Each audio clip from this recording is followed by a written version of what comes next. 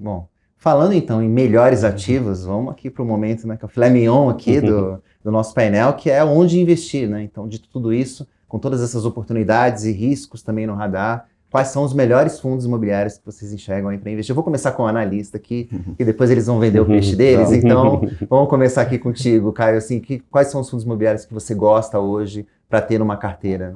Legal. Bom, acho que tem que trazer aquele disclaimer inicial, que a gente gosta de uma diversificação mínima, acho que é muito interessante, ter uma carteira bem balanceada. Olhando para um cenário otimista, né, que talvez seja essa queda dos juros aí, sei lá, no final do ano, no início do ano que vem, já um cenário um pouco mais otimista para o ano que vem também, eu entendo que tem uma categoria que está bem descontada, que pode gerar bastante valor aí ao longo dos próximos 6, 12 meses, são os multi-estratégias, ou FOFs, ou hedge funds, ali como o pessoal fala. Essa categoria, apesar da evolução nesse primeiro semestre, continua com um desconto sobre valor patrimonial de 2 dígitos, lembrando que essa métrica ela é um pouco mais adequada para os FOFs e para os multi-estratégias do que para os fundos padrão, né? É de fato o valor de mercado dos investimentos que eles têm em carteira. Então eu entendo que, aliado a um dividendo ali também de 2 dígitos que esses fundos estão pagando, seja um setor interessante para se expor, pensando em quem está um pouco mais otimista com o cenário de investimento no Brasil. Uma das nossas sugestões é o RBR Alpha, que é o RBRF11, é um ativo já antigo na indústria, ele, em diversas janelas aí temporais, a gente enxerga que a carteira dele é uma das melhores do setor, pensando na carteira patrimonial mesmo dele, no patrimônio, e hoje está com um desconto de quase 20% sobre o valor patrimonial, abaixo de um desvio padrão da média, então, acima de um desvio padrão da média de desconto. Então, entendo que seja uma possibilidade interessante ali de investimento RBRF11. Tá. Para alguém que quer alguma pitada maior de risco, enfim, tem algum que você enxerga como uma oportunidade, ou já o RBR já se encaixa nessa categoria? Ele tende a ter um pouco mais de volatilidade do que a média dos fundos, tá?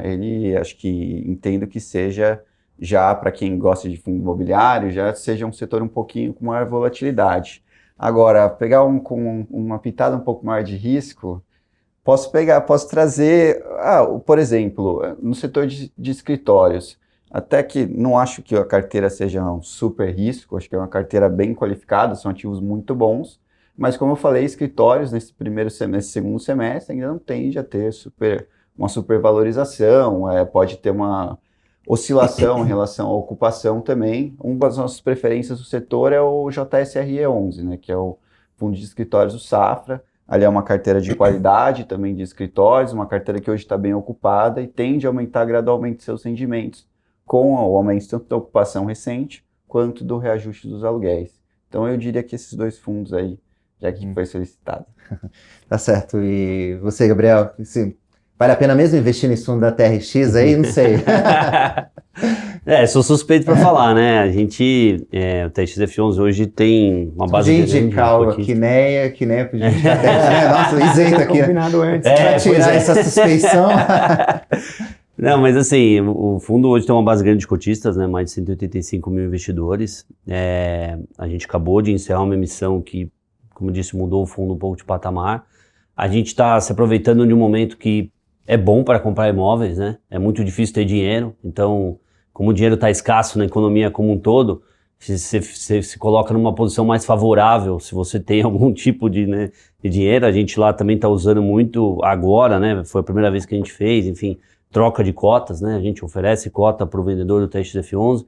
Como o TXF11 é um fundo líquido, né? A gente tem conseguido sucesso nessas negociações sem depreciar o valor dos imóveis que a gente está comprando.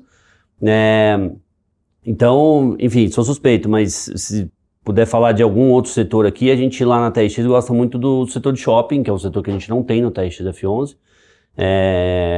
E a gente acha que os fundos também estão bastante descontados, né? Quando a gente olha para trás. E, assim, você olha um ano para trás, os fundos estão mais descontados. E você compara a performance, né? De como os shoppings estão performando agora versus um ano atrás, os shoppings estão performando melhor. Então, tem uma dicotomia aí, né? Tem algo errado nessa análise.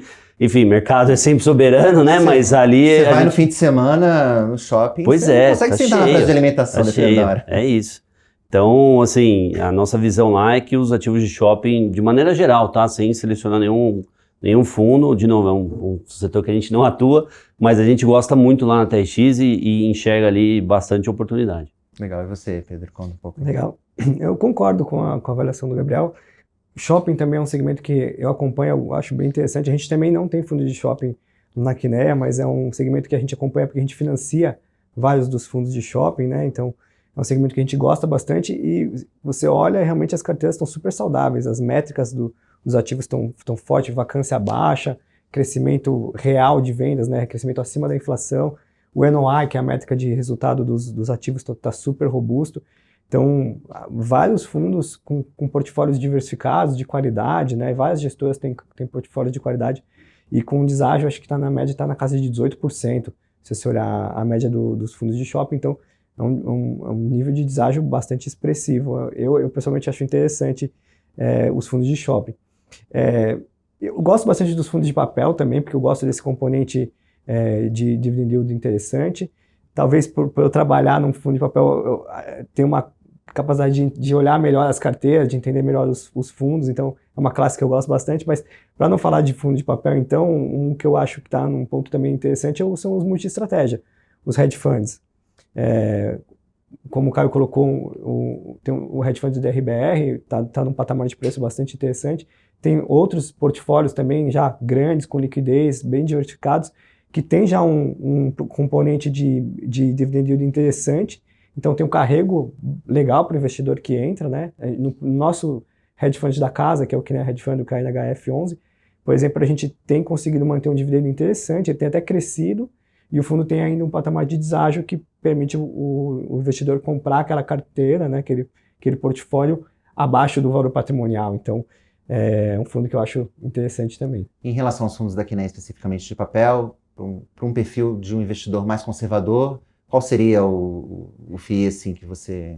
Os nossos fundos mais baixo risco de crédito são os nossos high grades, são o KNCR11, que é o Kinea Rendimentos, que é o nosso fundo mais antigo, e a gente tem o CANIP11, que é o Kinea Índice de Preços, é um fundo muito legal também, a gente tem um carinho enorme pelo fundo, um fundo de 2016, ele é o segundo maior fundo do IFIX, ele está até com um momento interessante de entrada, que ele está com um deságio, justamente por ele ser um portfólio IPCA+, ele está com um dividend yield um pouco menor em relação aos outros fundos, CDI, então ele tem um ponto de entrada bastante interessante, uma carteira super diversificada, um fundo bastante líquido, vários institucionais, vários FOFs têm posição nesse fundo, então é um fundo bem legal também. A gente tem também. Vocês têm também?